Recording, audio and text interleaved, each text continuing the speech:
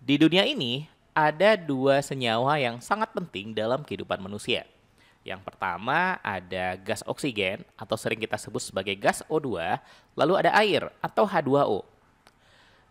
O2 berarti setiap molekul gas oksigen terdiri atas dua buah atom O. Sementara H2O berarti setiap molekul air terdiri dari dua buah atom H dan satu atom O. Terus kenapa susunannya harus seperti ini?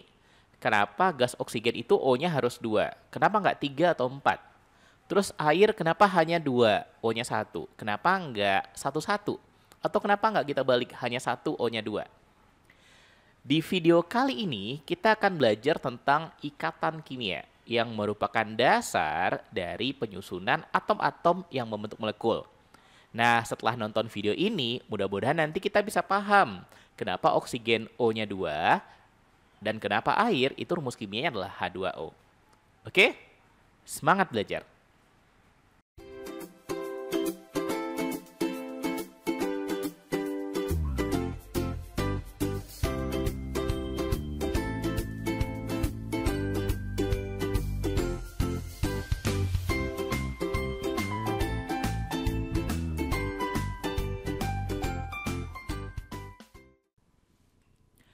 Halo, Assalamualaikum warahmatullahi wabarakatuh.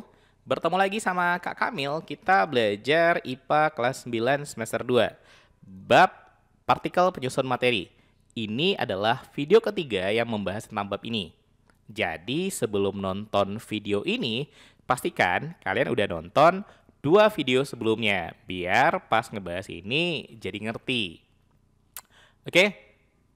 Di video sebelumnya kita udah belajar kalau atom bisa bergabung dengan atom lainnya membentuk molekul. Jadi molekul adalah gabungan dari atom dengan atom. Atomnya bisa sejenis, bisa juga beda jenis. Nah, atom yang satu dengan atom yang lainnya dapat bergabung karena terikat dalam sebuah ikatan yang nanti kita sebut sebagai ikatan kimia. Nah, di video kali ini kita akan membahas apa itu ikatan kimia dan apa-apa saja jenis-jenis dari ikatan kimia. Ikatan kimia bisa kita artikan sebagai ikatan antar atom yang membentuk suatu molekul. Ikatan kimia ini nanti kita bagi atas 2 jenis. Ada yang namanya ikatan ion dan ada yang namanya ikatan kovalen. Kita bahas dulu tentang ikatan ion.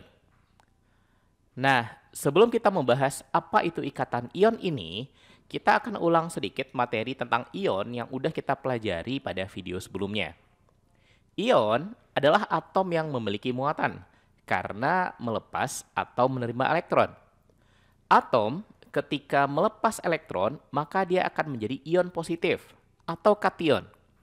Sementara atom yang menerima elektron nanti akan menjadi ion negatif atau anion.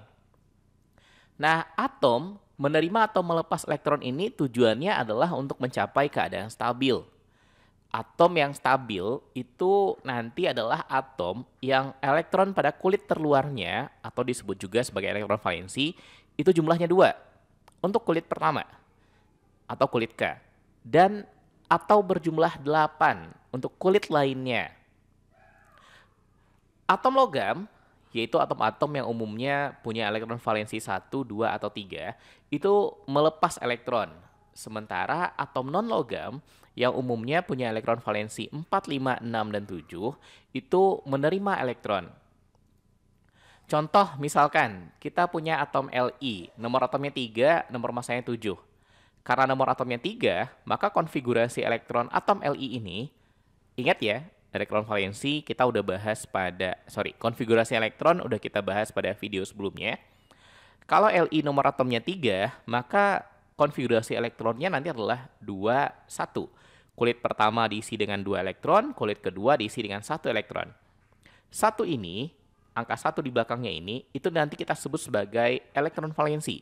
Elektron yang berada pada kulit terluar. Nah, karena dia punya 1 elektron valensi, maka kecenderungannya adalah melepas elektron. 1 ini akan dia lepas agar elektron valensinya nanti menjadi 2. Nah, kalau Li melepas 1 elektron, maka dia akan menjadi ion positif Li+, yang konfigurasi elektronnya 2. Stabil dia karena berjumlah 2 untuk kulit pertamanya. Contoh lainnya misalkan Al1317. Nomor atomnya 13, berarti dia punya 13 elektron.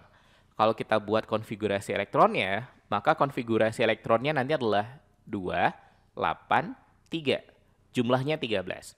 Kulit pertama diisi 2 elektron, kulit kedua 8 elektron, kulit ketiga 3 elektron. Dia punya 3 buah elektron valensi. Nah, untuk membuat dia stabil, agar elektron valensinya jadi 8, maka yang 3 elektron valensi ini, 3 elektron terluarnya akan dilepaskan. Dilepasnya 3 elektron, sehingga nanti dia akan menjadi ion Al3+. Konfigurasi elektronnya nanti jadi 28. Ini contoh-contoh atom yang melepas elektron dan menjadi ion positif. Contoh atom yang menerima elektron misalkan O816, nomor atomnya 8. Jadi konfigurasi elektronnya nanti adalah 2, 6. Nah, agar menjadi 8 elektron valensinya, agar dia stabil, maka atom O nanti akan mengambil 2 elektron. Oke, atau menerima 2 elektron. Sehingga nanti dia akan menjadi O2-. Terima 2 elektron menjadi O2-. Kalau sudah dia terima 2 elektron, maka konfigurasinya nanti akan menjadi 28. Awalnya 26, terima 2 elektron jadi 28, jadi stabil dia. P1531.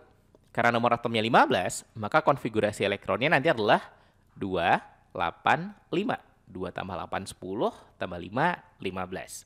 Elektron valensinya adalah 5. Sehingga agar jadi 8, si atom P harus menerima 3 elektron. Sehingga nanti dia akan jadi P3-. Terima 2 jadi 2-, O2-, kayak O ini. Terima 3 elektron maka akan jadi ion 3-. Yang konfigurasinya karena udah nerima 3 elektron, maka yang belakang ini tinggal tambahin 3. Jadi konfigurasinya 2, 8, 8. Udah stabil. Ini ion yang kita pelajari pada video sebelumnya. Nah, kalau ikatan ion, yang kita sebut ikatan ion, ini adalah ikatan antar atom yang terjadi karena serah terima elektron. Ada atom yang menyerahkan atau memberi elektron, dan ada atom yang menerima elektron. Terjadi antara ion positif atau logam dengan ion negatif atau non-logam.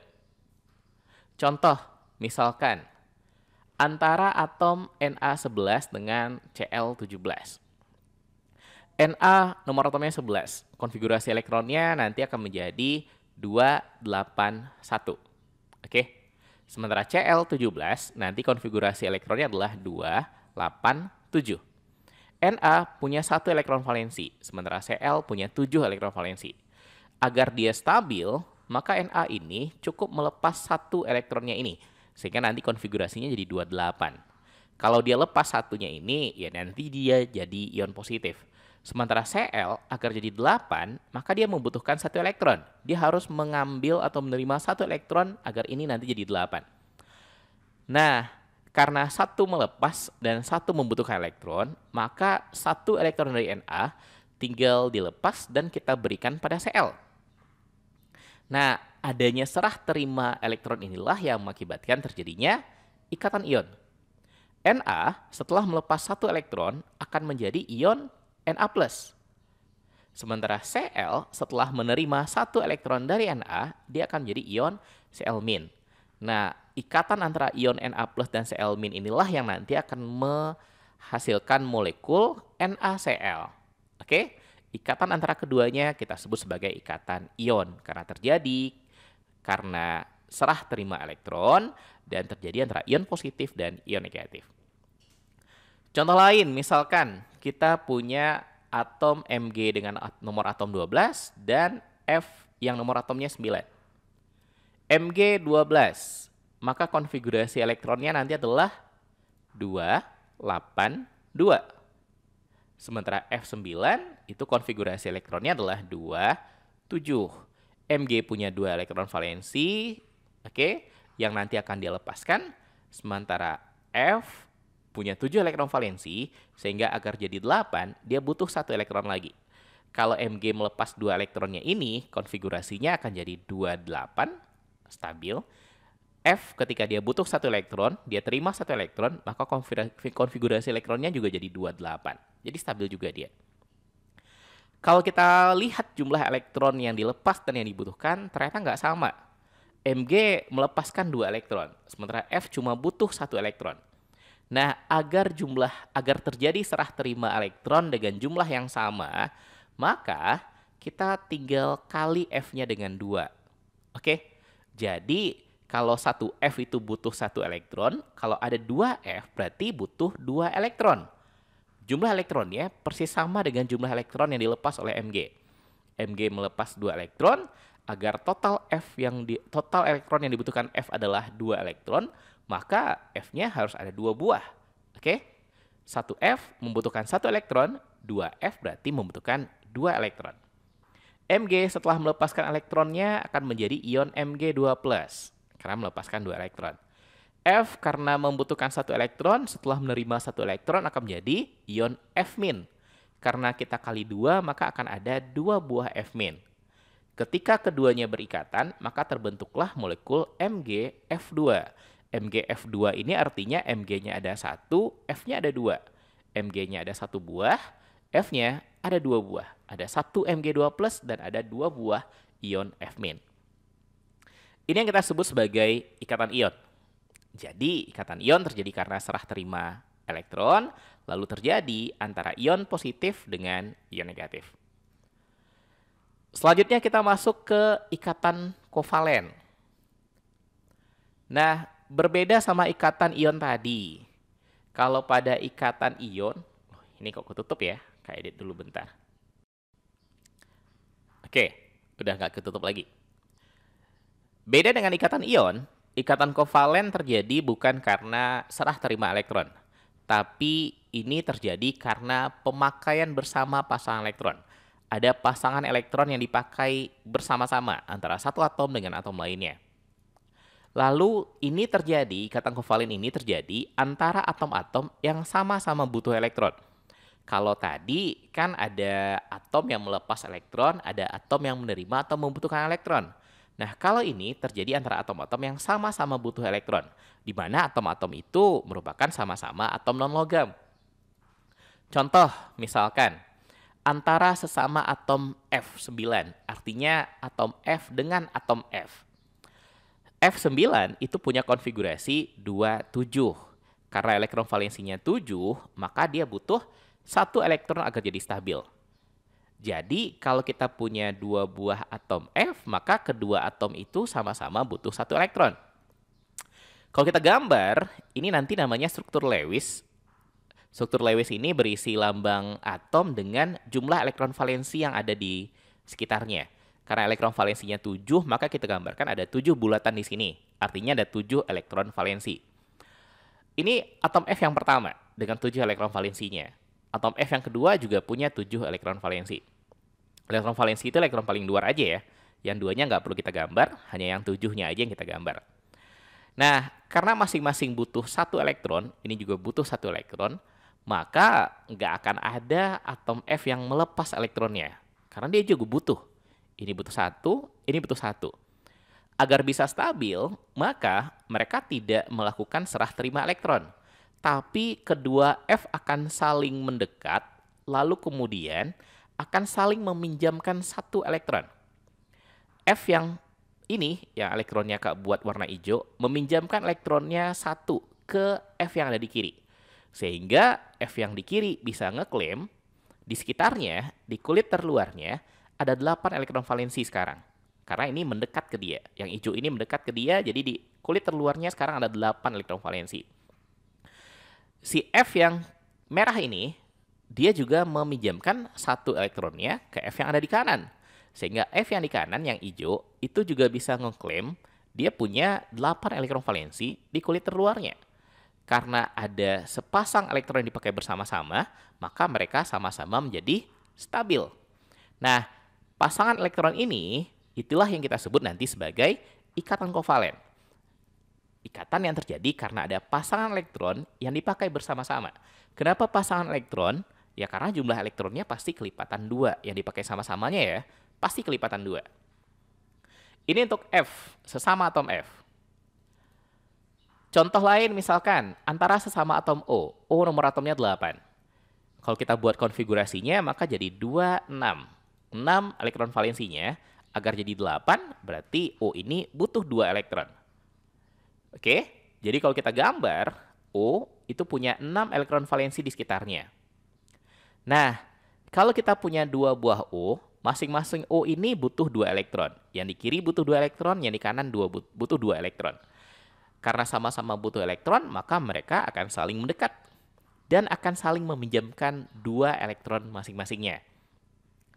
Sehingga yang O yang di kiri akan bisa ngeklaim dia punya 8 elektron valensi di sekitarnya. Karena dia dapat pinjaman 2 dari O yang di kanan. O yang di kanan juga dapat pinjaman 2 ya dari O yang di kiri. Sehingga O yang di kanan ini juga bisa ngeklaim dia punya 8 elektron valensi di kulit terluarnya. Oke? Ada 2 pasang elektron. 4 buah berarti 2 pasang. Ada 2 pasang elektron yang dipakai secara bersama-sama.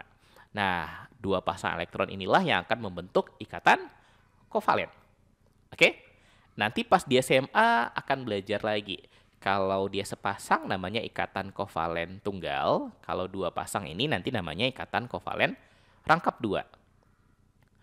Terus kalau tadi atom-atomnya sama. Bisa saja ikatan kovalen ini terjadi antara atom-atom yang berbeda. Contohnya antara atom H dengan atom O. H nomor atomnya 1, sehingga konfigurasi elektronnya cuma 1. Hanya ada 1 elektron yang ada pada kulit pertama, yang sekaligus jadi kulit terluarnya. Sementara O, 8, berarti konfigurasi elektronnya adalah 2, 6. H punya 1 elektron valensi.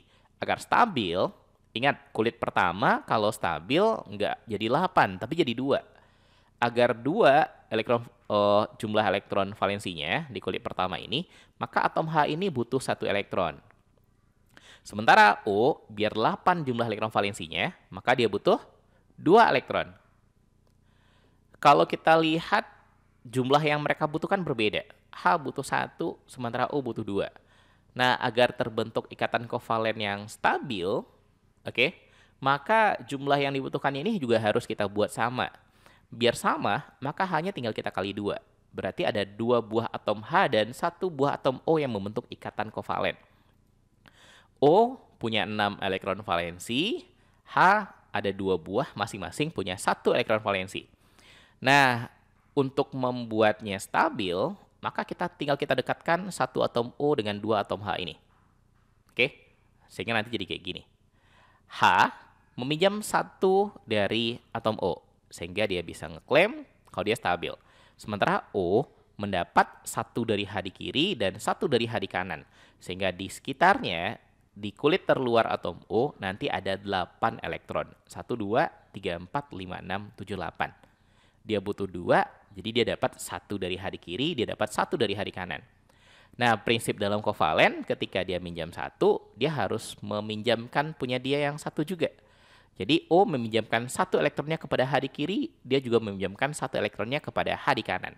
Sehingga H di kiri dan H di kanan juga sama-sama masing-masing punya 2 elektron di kulit terluarnya.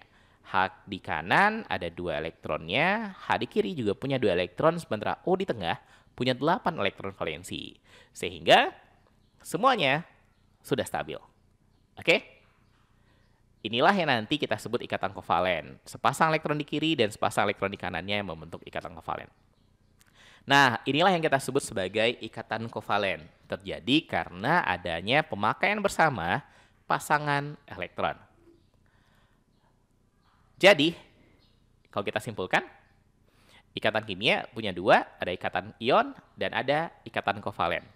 Kalau kita bikin tangkumannya, ikatan kimia adalah ikatan antar atom yang membentuk suatu molekul. Terbagi atas 2 jenis, ada ikatan ion dan ada ikatan kovalen. Nanti kalau udah SMA kelas 10 nambah 1 lagi, namanya ikatan logam. Tapi kita nggak pelajari di kelas 9 ini. Kita belajar ikatan ion sama ikatan kovalen aja. Perbedaannya, ikatan ion terjadi karena serah terima elektron, sementara ikatan kovalen terjadi karena pemakaian bersama pasangan elektron. Ikatan ion terjadi antara ion positif dengan ion negatif, atau antara atom logam dengan atom non-logam. Atom logam itu nanti akan jadi ion positif, atom non-logam itu akan jadi ion negatif. Sementara ikatan kovalen terjadi antara sesama atom yang membutuhkan elektron. Dan atom-atom itu merupakan atom-atom non-logam. Terjadi pada sesama atom non-logam. Oke? Inilah beda antara ikatan ion dan ikatan kovalen. Oke? Sekian dulu pembelajaran kali ini. Mudah-mudahan paham dengan apa yang Kak terangkan. Pada video berikutnya, kita akan bahas soal-soal berkaitan dengan bab ini. Oke? Terima kasih. Assalamualaikum warahmatullahi wabarakatuh.